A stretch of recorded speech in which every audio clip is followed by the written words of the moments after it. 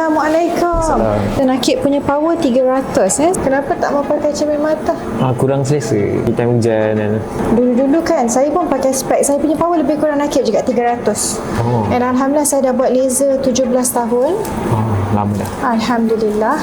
Dan memang best sangat lepas tu. Pakai pelembap mata macam pakai lotion muka.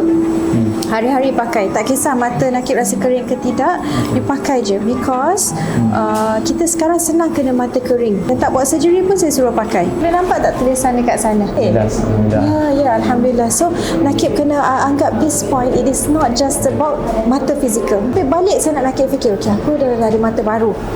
Allah dah bagi rezeki perjalanan, ialah rezeki wang, Alhamdulillah berjaya semua. Apa yang nak ubah? Hargailah ni penjahatan ya.